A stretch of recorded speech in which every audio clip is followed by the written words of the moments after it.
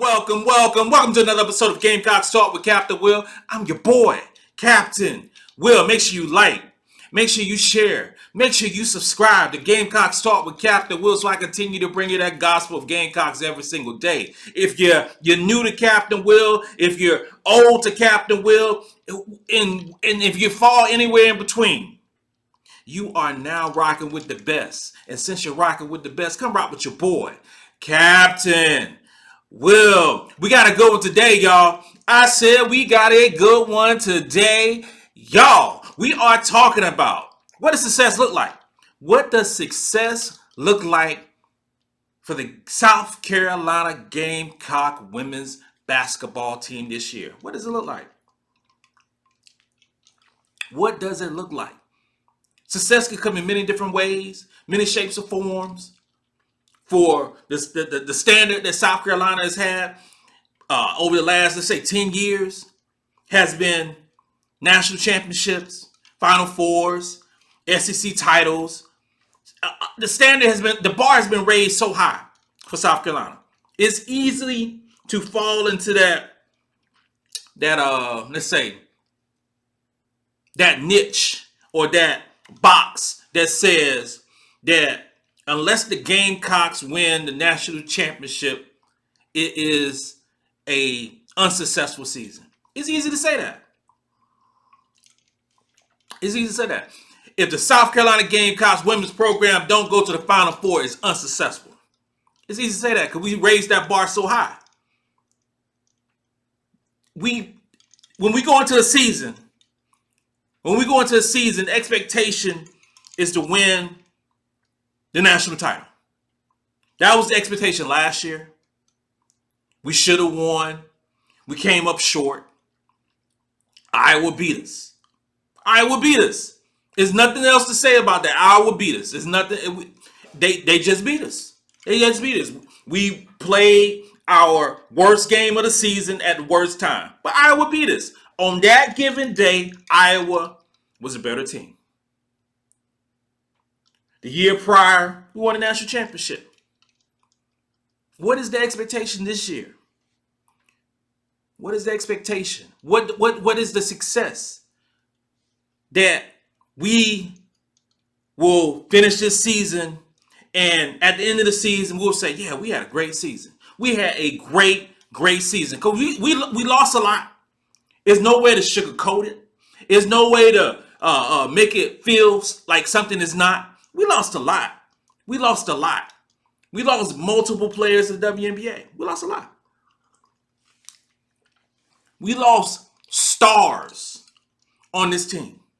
We lost players who played so many minutes.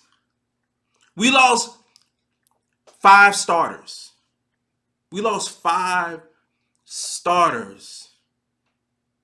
And this 2023-2024 season will be like any other. It's going to be so different. Because we've never lost 5 starters. We've never returned such inexperience on a team. That's never happened. So what does that mean? Because it's easy to say we're going to go to the Final Four. We're going to win the national championship. It's easy to say that. But does this team have the capability of doing that? With us losing so much star power, with us losing so much talent, with us losing so much experience, because you can't quantify that. You can look at the stats. You can look at the star ratings. You can look at the WNBA draft picks. You can look at all that.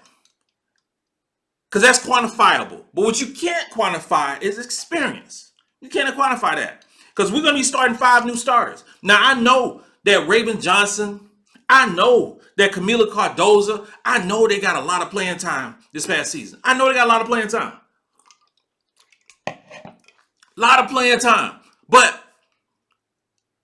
going into this season, you're going from getting playing time to getting starters minutes. You go from getting playing time to being the focal piece of a championship team. You go from getting playing time to being bulletin board material for every single team out there, trying to figure out a way to stop you. That's what Raven's going to have to deal with. That's what Kamilla going to have to deal with. That's what Te-Hina Paopao going to have to deal with on this South Carolina team, even though she started 35 games last season, even though she's all conference twice in the Pac-12. But those are the things that we're going to have to deal with. Those players are going to have to deal with this year. Being game plan for. So, Raven, Te-Hina, Kamilla,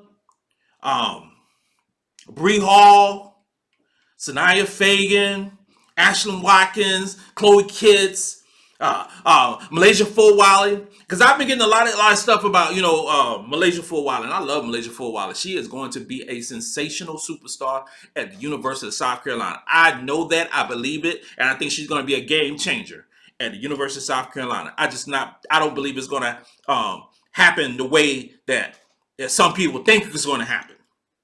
I just don't. I just believe it's going to be a learning curve with Malaysia. It's going to be a learning curve. I think it's going to be more of a learning curve with Malaysia than it is with Tessa Johnson. And the reason I say it's going to be more of a learning curve with Malaysia versus Tessa Johnson is I think Tessa, with her size, with her outside shooting, with her defensive prowess, I think it's just going to be easier to bridge the high school gap to the college gap. And it's huge. At the end of the day, I think Malaysia is going to be a top 5 draft pick in the WNBA. I believe that. And I think that Malaysia is going to have a amazing career at the University of South Carolina. I just think that it's going to be easier for Tessa to get on the court this year because of outshot shooting. I just believe that. I think we have a diamond in the rough. I can't say a diamond in the rough in Malaysia. In Tessa Johnson, because she was ranked 25th in the country. I can't say she's a diamond in the rough. What I can say is there's not enough talk about Tessa Johnson because she's not the highlight reel that Malaysia Fulwiley is. She's not. Somebody made a comment to me and said that she's the Klay Thompson. She's the Klay Thompson of South Carolina. And I love that analogy. I love that analogy for Malaysia. For Tessa Johnson. I love it. Because she's going to come in, she's going to shoot shots, she's going to shoot jumpers, she's going to play defense, she's going to be a heady player, she's smart, she's been through a lot, tearing up breaking her leg during her high school career, coming back. I think there's some parallels between Klay Thompson and Tessa Johnson. But will Tessa Johnson be the reason that we go to the national championship this year? No, she's not.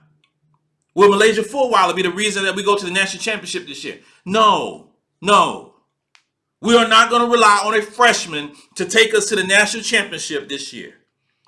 If we're going to the national championship, and if success for this South Carolina women's basketball team and for head coach Dawn Staley is going to Final Four, not only going to Final Four, but also winning the national championship, cutting down those nets,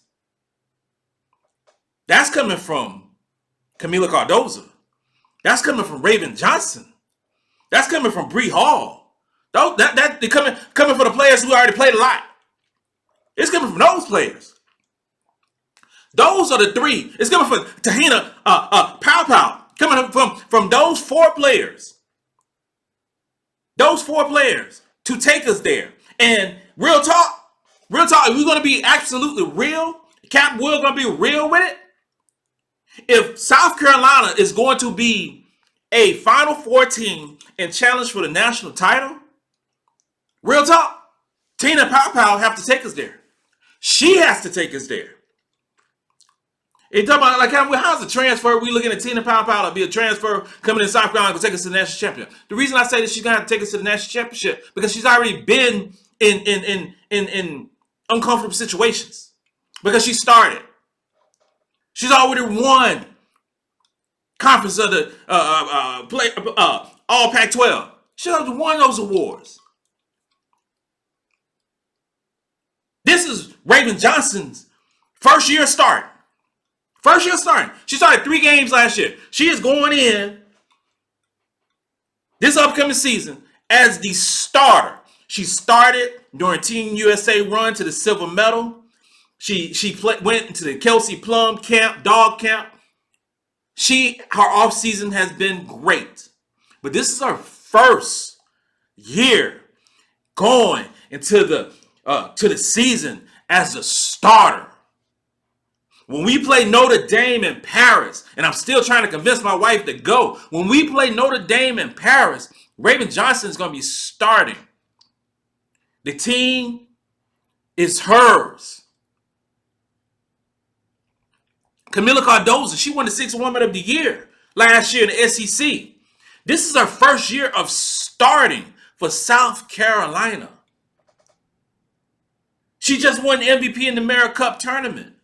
She won the MVP in South America tournament last year. She won a gold medal. She has multiple gold medals in international play. But this is the first year that Dawn Staley is going to start her and rely on her and follow the lineage of post players of Aliyah Boston and Angel Wilson and Elena Coates and Kiki. And it's just, the lineage goes on and on. She's starting. There's pressure.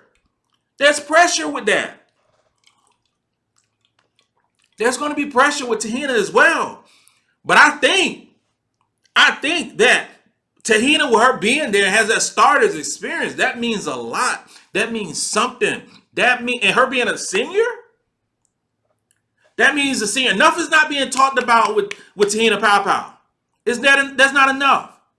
Her impact on this South Carolina team is going to be unmeasurable. And we're talking about with workouts. We're talking about in the classrooms. That's another thing. These are college kids. These are college students. She's a senior. She's been around. Making sure the kids go to class. Staying on them. That's what seniors do. Making sure they get to practice on time. Making sure they put in work in the weight room. That's what seniors do. So we'll divulge of that senior leadership that we had previously. In order for us to go to where we want to go, where we expect to go, Te-Hina Paopao has to take us there. She has to take us there. She has to lead us. She has to be that one to lead this team where we need to go, because we don't have a lot of players returning from this with that championship pedigree who actually played in tough moments. We don't have a lot of those players. We're looking for Sanaya Fagan to step in and get 20 25 minutes as the power forward of this team and live up to her recruiting ranking of being the number 4 ranked recruit in the country during her recruiting class. That's what we're looking forward to. That's what we want to see. We want to see Ashlyn Watkins live up to her recruiting ranking and have a bomb sophomore year coming out. That's what we want to see. We want to see Chloe Kitts, who came in early and playing in the U19 tournament, next week and use her offseason as a springboard, much like Raven Johnson and much like Kamilla Cardoso, and have a great offseason and move on into the year and show why she was so highly ranked during her 2023 class. Because she's not a freshman. She came in early. So she's going to be counted upon to put in work. We want Bree Hall, who's going to be taking over that small forward position and shoot the ball and defend and make plays, to use the athleticism and also live up to her high ranking. We have a whole lot of players with high rankings. We have a whole lot of talent on this team. But there are a lot of question marks on this team. There's a lot of question marks on this team. So success might look a little different this year than the previous seasons. Because we're replacing so much. We're replacing so much. We have a huge game against Notre Dame. First game of the season. We have a huge game. In front of the spotlights, in front of ESPN and all their cameras and commentators and mess. We have a whole lot. How are these young players, how are these players given these extra minutes? Because there's so many minutes to be given out. Sanaa Faye can get a bunch of minutes. Bree Hall can get a bunch of minutes. Chloe Kitt's going to get a bunch of minutes. Ashlyn Watkins going to get a bunch of minutes. All these players can get a bunch of minutes. Tessa and Malaysia Fullwiler are going to be counted on to get some minutes. It's a lot of minutes. It's a lot of starters going to be put in uncomfortable positions early on in this season. Early on in the season. The team that we're going to have November, the team that we're going to have in December, January will not be the same team that we have in February and March. It won't. It won't. Because you're going to see some sensational play.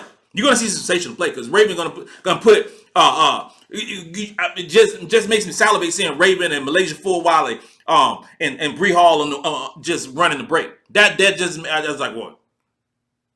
But you're going to see some play during this season that is much different than the last 3 years. It's going to happen because we have a different team. You're going to see a team that's not as defensive as the past couple of years. It is what it is. Sanaa Fagan isn't a great defensive player. Hopefully she's gotten better. We don't have the stalwart of you don't have an Aliyah Boston on the defensive end. You don't have an Aliyah Boston and a Bree Bill at the same time. Garden, the best post player and the best wing player. We don't have that. What's different about this team is you have a Bree Hall, who I think is more athletic than Bree Bill. You have a better version of Raven Johnson playing. You have a shooter who will space out the floor in Te-Hina Paopao. Not the slasher that Zion Cook was, but you have somebody who can space the floor. Then you also have multiple other shooters who could come in and make shots. And we're talking about Tessa Johnson. We're talking about Te-Hina Paopao. We're talking about Bree Hall. We're talking about Malaysia Fullwiler. We're talking about Chloe Kiss who can make shots. Hell, you're talking about Sakima Walker, 6'5", who can make three. We haven't had that before. It's been a long time that we had straight up shooters on this team. So the morphing that Dawn Staley and the coaching staff has to do to make this team successful will be an ongoing process. Ongoing process. Success will look different this year for the Gamecocks. We are not the odds-on favorite to win the national title. And I actually like it that way. I like it like that. I want to be the hunter instead of the hunted this year. This year. I want to go to LSU as the underdog. And then we whoop their ass. I don't want to hear nothing else. That's what I want. I want that. I want when UConn come to South Carolina that we're the underdog. You know, with their vaunted best backcourt in the country. That's what I want. And then we whoop up on them. Nothing else need to be said. That's what I want. South Carolina is hunting this year. We hunting this year. In a way that is different than that's been done in some time now. What success looks like? Success for South Carolina will always be, as long as Dawn Staley is here, will always be a national title. That is success. And every year that we don't win a national title that year wasn't a success. When this team rolls out and we get our lumps early on, and we come out in February and March, stomping with the big dogs, we will be ready to be that successful team and cut down those nets. This concludes another episode of Gamecocks Talk with Captain Will. I'm your boy, Captain Will, drinking my gin and lemonade. Make sure you like, make sure you share, and make sure you subscribe to Gamecocks Talk with Captain Will. You're not rocking with the best, and since you're rocking with the best, come rock with your boy, Captain Will. Let's go.